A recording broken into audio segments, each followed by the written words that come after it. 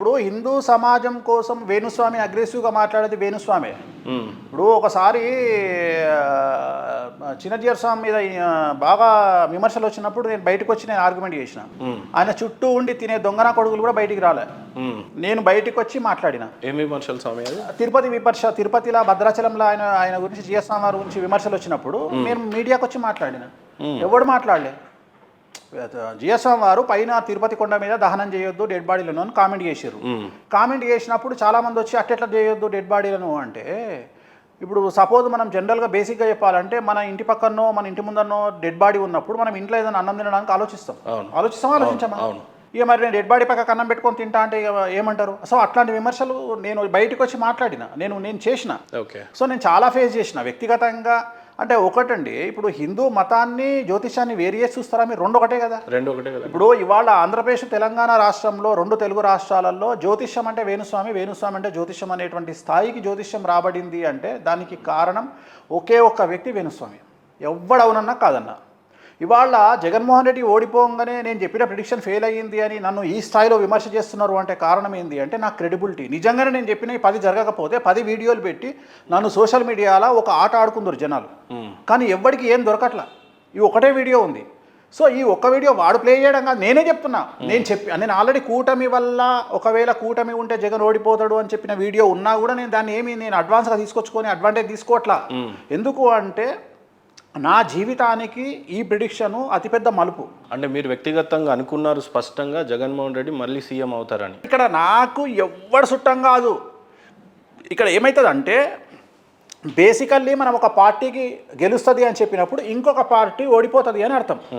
కానీ వీటన్నిటిని క్రోడీకరించుకొని ఈ సోషల్ మీడియా యుగంలో వేణుస్వామి 2018లో ఏం చెప్పిండు, 17లో ఏం చెప్పిండు, 19లో ఏం చెప్పిండు అని వినే ఓపిక జనాలకు లేదు.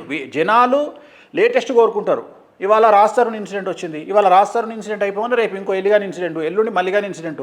సో జనాలకు ప్రతిరోజు ఏదో ఒక షాక్ ఇన్సిడెంట్ కావాలి. స్వామి, మీకు స్పష్టంగా ట్రోలర్స్ నుంచి వచ్చినటువంటి హెడేక్ కన్నా కూడా చాలా బాధ కల్పించే విషయం ఏంటంటే కనుమూరు రఘురామకృష్ణరాజు గారు గెలిచిన తర్వాత నా గెలుపు ఆ ఎదవకి అంకితం, దరిద్రుడు గారు నా గెలుపును చాలా స్పష్టంగా వేణుస్వామి దరిద్రుడు అని ఆ పాట పలికిన తర్వాత అనేక మంది మనోభావాలు దెబ్బతిన్నాయి. మీరు ఎలా రిసీవ్ చేసుకున్నారు? అది బాధపడ్డారు, చాలామంది బాధపడ్డారు.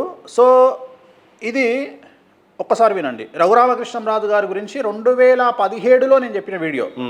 వ్యతిరేకమైనటువంటి ఫలితాలు వచ్చే అవకాశం ఉంది. ఆయనకు నేను మాట్లాడేది రఘురామకృష్ణరాజు గారు. రఘురామకృష్ణరాజు గారి పరిస్థితి ఏమంటారు అసలుకి? ఆయన వైఎస్ఆర్ కాంగ్రెస్ ఉగాది తర్వాత ఆయనకు వ్యతిరేకమైనటువంటి ఫలితాలు వచ్చే అవకాశం ఉంది. ఆయనకు నేను మాట్లాడేది రఘురామకృష్ణరాజు గారు. ఉగాది తర్వాత వ్యతిరేకమైన ఫలితాలు ఉంటాయి. భవిష్యత్తులో మళ్ళీ ఎంపీ అవుతారంటారా? కష్టమా? ఏమన్నాడు ఆయన? యాంకర్ ఏమడిగిండు? భవిష్యత్తులో మళ్ళీ ఆయన ఎంపీ అయ్యే అవకాశం ఉందా అని అడిగారు. MP not MLA, MP member of parliament. ఇది 2017లో వచ్చినటువంటి వీడియో, ఇంటర్వ్యూ చేసినప్పుడు వీడియో. ఆయన అప్పుడు ఎంపీ గారు. సో ఆయన మెంబర్ ఆఫ్ పార్లమెంటు, రాజ్యసభ కాదు, మెంబర్ ఆఫ్ పార్లమెంటు. నన్ను అడిగినటువంటి యాంకరు ఈయన మళ్ళీ ఎంపీగా అయ్యే అవకాశం ఉందా, ఎంపీగా గెలిచే అవకాశం ఉందా అంటే లేదు అని చెప్పినటువంటి వ్యక్తి వేణుస్వామి. సో ఆయన రఘురామకృష్ణరాజు గారు అంటే నాకు చాలా గౌరవము. రాజులు అంటే నాకు విపరీతమైన ప్రేమ. భీమవరం రాజులు నాకు చాలామంది క్లోజ్ సర్కిల్. సో చాలామంది నాకు బాగా సన్నిహితంగా ఉంటారు. ఆయన నుండి అలాంటి మాట నేను ఎక్స్పెక్ట్ చేయలేదు. దరిద్రుడు వేణుస్వామి అనే మాట ఆయన విచక్షణకే వదిలేస్తున్నా. రెండవది ఏంటంటే నేను ఎంపీగా గెలవరు అని చెప్పిన, నాది 100కు 1,00,00,000% జరిగింది. నేను ఆయన ఎమ్మెల్యే గురించి నేను టాపికే మాట్లాడలే. అంటే ప్రధానమంత్రిగా పోటీ చేసినటువంటి వ్యక్తి ఎమ్మెల్యేగా పోటీ చేస్తాడు అని మనం ఊహించాం. ఈ జనరేషన్లో, ఈ కలియుగంలో మనం ఆయన చేస్తే ఆయన జాతకాన్ని విశ్లేషించాలి. సో ఎంపీగా పోటీ చేసిన వ్యక్తి ఎమ్మెల్యేగా పోటీ చేస్తాడని మనం కలగనం కదా. ఎంపీ అంటే 7 నియోజకవర్గాల హెడ్. సో ఆయన వదిలేసి ఒక ఎమ్మెల్యేగా పోటీ నేను ప్రిడిక్షన్ చేయలేను. నేను ఏమన్నా ఎంపీగా గెలవడు అని చెప్పిన. బట్ ఆయనను ఆ రోజు విలేకరు అడగగానే వేణుస్వామి అనే దరిద్రుడికి నా విజయాన్ని అంకితం చేస్తున్నాను అన్నారు. నేనేం ఫీల్ కావట్లే. ఇప్పుడు దీంట్లో నేను ఫీల్ కావడానికి ఏముంది? ఆయన ఎవరో కూడా తెలియదు. ఆయన ఎప్పుడండి ఏదో మీడియాలో చూడడం తప్ప వ్యక్తిగతంగా ఇంతవరకు ఆయన ఒక్కసారి కూడా కనిపించే నేను కలవలే ఆయనకు. అంటే నేను అనేది అదే చెప్తున్నా. ఇప్పుడు అగ్రెసివ్నెస్ అనేది ఆయన ఎందుకు తిట్టిండో, నన్ను ఆ మాట ఎందుకు అన్నాడో నాకు తెలియదు. కానీ నేనైనది ఏంటంటే ప్రతి మాటకు భగవంతుడు, నేను ప్రతిదీ రీజన్ లేకుండా జరగదని కోరుకున్నాను, నేను నమ్ముతా.